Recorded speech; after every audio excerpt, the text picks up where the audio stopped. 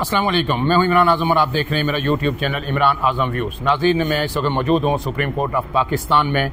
आपको पता है कि यहाँ पे जो है बेंचेज़ इख्तियारात से मुतल्लक एक अहम केस ज़ेर समात है। कल जस्टिस मंसूर अली शाह और जस्टिस अकील अब्बासी ने 2 रुकनी ये बेंच था, उन्होंने फ़ैसला महफूज किया था जो आज किसी भी वक्त सुनाया जा सकता है। लेकिन उससे पहले रात गई एक अहम तरीन डेवलपमेंट हुई है कि एडिशनल रजिस्ट्रार सुप्रीम कोर्ट जो नज़र अब्बास हैं, आपको पता है कि उनके खिलाफ तौहीन अदालत की कार्रवाई हो रही है। उन्हें शोकॉज नोटिस जारी किया गया था, उन्होंने अपना जवाब भी उस पर जमा करवाया था। लेकिन रात को उन्होंने इंट्रा कोर्ट अपील दायर कर दी इस तमाम कार्रवाई के खिलाफ, और उस पर जो है 6 रुकनी एक बेंच भी कंस्टिट्यूट कर दिया गया है जो है पीर के दिन इस तमाम मुद्दे की समाअत करेगा। सोहेल रशीद साहब हमारे साथ मौजूद हैं, तवील अरसे से सुप्रीम कोर्ट को कवर कर रहे हैं। सोहेल रशीद साहब, ये बताइए कि ये इंट्रा कोर्ट अपील इतनी उजलत में आ गई, उस पर बेंच भी बन गया, क्या ये ज़रूरी नहीं होता कि आप देखें कि फ़ैसले के बाद इंट्रा कोर्ट अपील हो?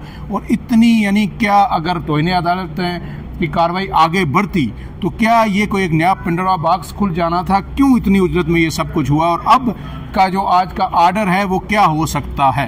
देखें, सेफ्टी शील्ड एक क्रिएट की गई है जस्टिस मंसूर अली शाह के मुमकिना फैसले के खिलाफ। मुमकिना फैसला अब आज शाम के वक्त भी आ सकता है, और उसके बाद मंडे तक दोबारा समाअत होनी कोई नहीं है, यहाँ छुट्टियाँ हैं। तो मंडे को अब आपको पता है 27 तारीख से यहाँ पे 26वीं आईनी तरमीम के खिलाफ आईनी बेंच ने समाअत करनी है। उससे पहले अगर इस साइड से फुल कोर्ट का ऑर्डर आ जाए मुख्तलिफ चीज़ों के ऊपर, तो उस चीज़ को प्रोटेक्ट करने के लिए एक और जुडिशल फोरम मौजूद होगा, जिसका जस्टिस मंसूर अली शाह कहते हैं कि हमारा ऑर्डर अगर गलत है तो उसको एक और जुडिशल ऑर्डर, ये कल की समाअत में जो उन्होंने गुफ्तगू की, तो वो रास्ता जो खुद इशारा दे रहे थे वो उन्होंने अडॉप्ट कर लिया है।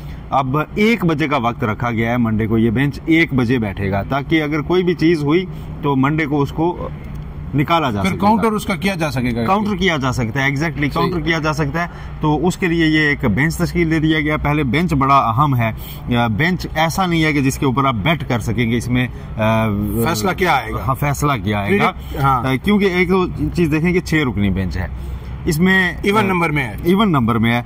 इसमें आप देखेंगे जस्टिस जमाल खान मंदोखेल सरबराह हैं, वो कभी ऐसा नहीं है कि आप उनको किसी साइड पे लेवल कर सकें, यानी किसी कैंप का आप उसमें। लेकिन एक और चीज है कि वो आईनी कमेटी के मेंबर भी हैं।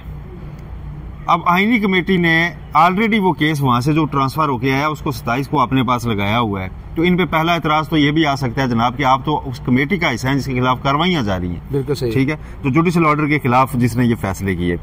लेकिन ये सरबराह इसमें अब साथ हैं मोहम्मद अली मजहर, जस्टिस मोहम्मद अली मजहर, जस्टिस अतर मिनल्ला। अब ये नाम आप नोट करते जाएं, जो 8 वो जज थे ना जिनके ऊपर बहुत क्रिटिसाइज होते थे कि जो फैसला दिया मखसूस नशीसों का, ये वो सारे नाम है। जस्टिस मोहम्मद अली मजहर 1, जस्टिस अतर मिनल्ला 2, जस्टिस हसन नजर रिजवी 3, जस्टिस शाहिद वहीद 4 और जस्टिस मुसर्रत अली 5। छठे जो है जस्टिस जमाल खान मंदोखेल खुद है।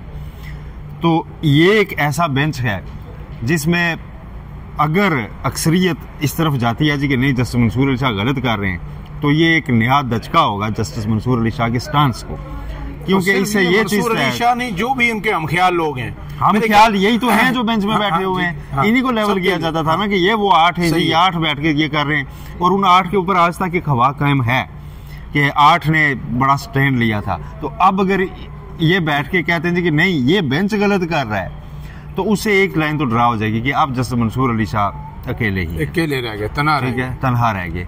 अब उनकी तन्हाई का उससे पहले ये भी होता है कि अब जस्टिस अकील अब्बासी भी आज उनके साथ जाते हैं या नहीं जाते फैसले में, ये भी और क्या फैसला आता है। लेकिन ये सारी चीजें बाद की हैं। पहले आप जरा एक सिचुएशन पे गौर कीजिएगा। अगर आज एक फैसला ऐसा आता है, ये तो तौहीन अदालत की कार्रवाई चैलेंज हुई है ना, जिसमें वो वेव ऑफ कर देते हैं, वो कहते हैं जी हम तौहीन अदालत की कार्रवाई खत्म कर रहे हैं, खत्म हो गई, तो ये तो इंफ्रैक्चस हो गया मामला। उसके साथ उन्होंने जिन 2 कानूनी सवालात पे लिया है, राय लिया है मावनीन की, और उसके बाद अगर वो कहते हैं कि नहीं इस मामले पर फुल कोर्ट बननी चाहिए, और इसलिए बननी चाहिए, सबसे पहले तो वो अपना जो है ना उन पे जो इल्ज़ाम है उसको वो उठाएंगे कि जी शायद ये समझा गया कि हमको 26वीं यानी तरमीम में मुदाखलत करने लगे। हमारे बेंच पे एक ऑब्जेक्शन था, हम वो ऑब्जेक्शन डिसाइड कर रहे थे, तो पहले तो कमेटी का फैसला कलअदम कर दें, फिर ये कहें कि दूसरा बेंच जो है वो मुकर्रर करें जो असल केस सुन रहा था, उसको अगर वो मंडे को सुबह फिक्स करवा दें, ऑर्डर कर दें जुडिशल, ठीक है कि मंडे की सुबह को वो केस में दोबारा सुनूंगा जो इख्तियारात से मुतल्लिक है, और फिर उसमें जाके कहें कि इसको फुल कोर्ट के लिए हम भेज रहे हैं, क्योंकि practice and procedure act supreme court के फुल कोर्ट ने जायजा लेकर अलो किया था। उस पे कोई भी छोटा बेंच और दोबारा कर ही नहीं सकता बात। फुल कोर्ट बैठेगी तो उसमें प्रैक्टिस एंड प्रोसीजर में चीजें निकाली जाएंगी। वो चाहे बैठकर ये फैसला कर लें कि हमने आइंदा बेंचेस के इख्तियारात क्या होंगे, रूल्स क्या होंगे। सबसे बड़ा सवाल जो इस सारी कार्रवाई में सामने आया है, कुछ बेज़ाब्तियां, कुछ खामियां तो निकल के आई हैं ना। एक तो ये कि प्रैक्टिस एंड प्रोसीजर की 2 कमेटियां, अब एक पुराने वाली जो पूरी सुप्रीम कोर्ट की है, एक सिर्फ आईनी बेंच की है। सवाल ये आ रहा है कि जो बाहर से केसेस नए आते हैं, फाइल होते हैं, उनकी पहली स्क्रूटनी कहाँ होगी रजिस्ट्रार के बाद, कौन सी कमेटी में? तो उस पे एक लॉजिकल जो आंसर उसका मिल रहा है वो ये है कि जो सादा कमेटी है वो डिसाइड करेगी कि कौन से केसेस आईनी बेंच में जाने हैं और कौन से हमने रखने हैं, क्योंकि वो पूरे सुप्रीम कोर्ट किया और उसमें आईनी बेंच के सरबराह को शामिल रखा गया है इसी मकसद के लिए कि आप जाके वहां पे पहले देखें कौन कौन से केसेस और अपनी राय दें, उनका वोट वहां पे शामिल है। इसमें सोहेल साहब, क्या जो कल ख्वाजा हारिस से जब उन्होंने पूछा था, उनके दलाइल में बड़े अहम दलाइल उन्होंने दिए और उन्होंने पहले ही कहा था कि मैं इंडिपेंडेंट हैसियत में दलाइल दूंगा, कोई ये नाम है मुझे, यानी किसी भी साइड पे कोई मुझे लेबल ना करे। तो अब जब उन्होंने दलाइल दिए और उनसे पूछा गया कि क्या हम फुल कोर्ट बना सकते हैं, तो उन्होंने कहा इसके लिए मुझे कानून को देखना होगा और सारी।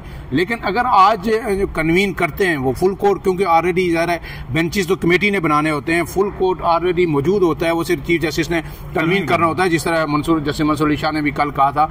अगर वो कन्वीन करते हैं तो क्या कोई बाइंडिंग है? अगर ये फैसले में देते कि चीफ जस्टिस वो बुलाएं फिर तो एक अगर यही तो नुकता तय हो रहा है इस केस में कि जुडिशियल ऑर्डर के सब पाबंद हैं।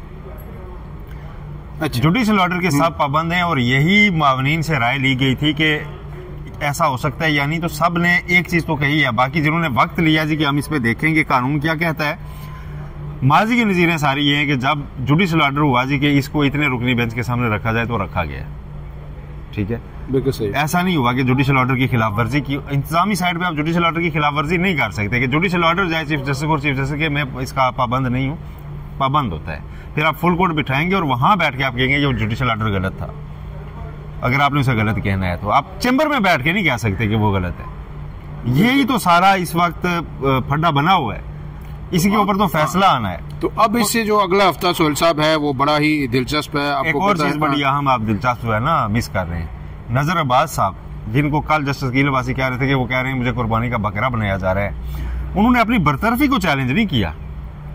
20 दिन रिटायरमेंट को रहते हैं, उनको एक तरफ से चीफ जस्टिस साहब ने और रजिस्ट्रार ने सैक कर दिया अपने ओहदे से, उसको उन्होंने चैलेंज नहीं किया किसी जगह।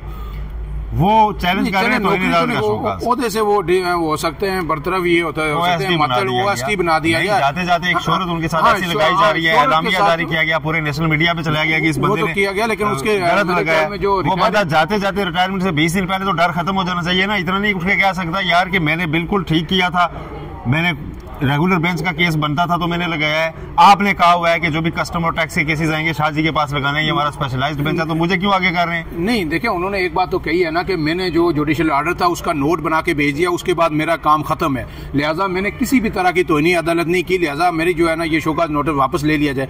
उन्होंने तो रिटर्न लिख के दिया है कि मैंने नहीं की, मैंने सिर्फ नोट बना के, तो वो तो उनकी लीगल जिम्मेदारी थी ना, वो उन्होंने कर दिया। उसके बाद जो चीफ जस्टिस मंसूर अली शाह ने कल कहा कि फिर हमने उस ऑफिस का तयन करना होगा कि कहाँ से ये तो इन्हें अदालत हुई है, क्योंकि उसमें 2 बड़े ऑफिस जो है ना मौजूद थे, एक चीफ जस्टिस ऑफ पाकिस्तान का, दूसरा आईनी अदालत का ऑफिस था। लेकिन सोहेल साहब, अब आखिरी बात, आप क्या प्रिडिक्ट कर रहे हैं, फाइनल वर्डिक्ट क्या इसका जो मुमकिन फैसला ये यानी मुतफिका फैसला आएगा या कुछ ऑब्जर्वेशन के साथ जैसे मंसूर अली शाह अपने जो है ना गुस्से का इजहार करेंगे? मुझे ये लगा कि जो सूरत हाल बन रही है अब, कुछ मंसूर अली शाह जो है ना वो कुछ फ्रस्ट्रेटेड हो रहे हैं सुप्रीम कोर्ट की सारी सिचुएशन में, और ऐसा भी कहा जा रहा है कि शायद फ्रस्ट्रेशन आने वाले दिनों में उनकी मजीद बढ़े और लोग नहीं चाहते कि ये माहौल सुप्रीम कोर्ट का बिल्कुल ही जो है ना राइट और लेफ्ट के लोग जजेस खड़े हो जाए। क्या कहते हैं? जस्टिस मंसूर अली शाह सबसे पहली बात फ्रस्ट्रेटेड नहीं है, he is very cool and काम। हमेशा से वो कहते हैं कि जी जहां पे मेरे सामने बेज़ाब्तगी आएगी मैं उसकी निशानदेही करता रहूंगा और सिस्टम छोड़ के मैं नहीं जाने वाला, सिस्टम में रह के इसके लिए आवाज उठाते रहेंगे। ये उन्होंने कैटेगोरिकली हमें कहा था इवेंट एक पर। तो ये तो पहली चीज नोट कर लें कि वो ऐसा नहीं करेंगे कि कोई भी ऐसा कोई स्टेप। उनका ऑर्डर आज भी आएगा, उस ऑर्डर में से बेज़ाब्तगी नहीं आप निकाल सकते, उसमें पूरा आइन और कानून का हवाला होगा, उसमें पूरी माजी की नज़ीरें होंगी, पूरी दुनिया की मिसालें होंगी कि कहीं ऐसा नहीं होता। ठीक है, उनके सवालात के ऊपर आप ये नहीं कह सकेंगे। कल उन्होंने कहा था कि मेरे ख्याल में जैसे हामिद खान जो अदालती मामला है उनसे ये पूछा था कि हर एक से पूरी पूछा है दुनिया में कोई ऐसी मिसाल है जहाँ पे एग्जेक्टिव जो है वो बेंचेस बनाती हो। आप इस सारी पिछले 1-1.5 हफ्ते से जो एकदम माहौल बना है, इससे एक तो ये नतीजा निकला कि 26वीं तरमीम के खिलाफ दरखास्तें फिक्स हुई हैं। ये केस ना लगता तो ना होती। फौजी अदालतों का केस चलता था, डेली 1 घंटा ख्वाजा साहब दलाल देते थे, बेंच उठ के चला जाता था। तो अब ये केस लग गया है, ये केस लगवाना मकसूद था, वो केस लग गया है। अब उसमें फुल कोर्ट बनने की तरफ अगला मरहला है और उसी के लिए ये सारा माहौल जो है वो प्रेस कर रहा है। और अंदर जाके भी जब वो कोर्ट में लग जाएगा आईनी बेंच के सामने, तो वहाँ सबसे मेरा ख्याल है बड़ी आवाज़ यही होगी कि इसको आप फुल कोर्ट के सामने रखें। ये आईनी बेंच का खाली काम नहीं है। जी, अब जो है फैसला कुछ ही देर में तवक्को है कि नमाज जुमा से पहले भी आ सकता है, उसके बाद भी आ सकता है, उस पर हम ज़रूर बात करेंगे। लेकिन आपको पता है कि गुज़श्ता रोज़ जो पीका तरमीमी बिल जो है वो भी मंजूर हो गया है। इसके बाद अभी बड़ा संभल के चलना होगा, क्योंकि 3 साल कैद और 20 लाख रुपए का जुर्माना भी हो सकता है कि अगर किसी को कोई हमारी बात नागवार गुजरी, या इवन कि ये भी है कि आपको लबो लहजा अगर सख्त इस्तेमाल किया जाता है तो उस पर भी हमारी पकड़ हो सकती है। फिलहाल के लिए इतना ही। अपने मेज़बान इमरान आज़म को इजाज़त दीजिए। अल्लाह हाफिज़।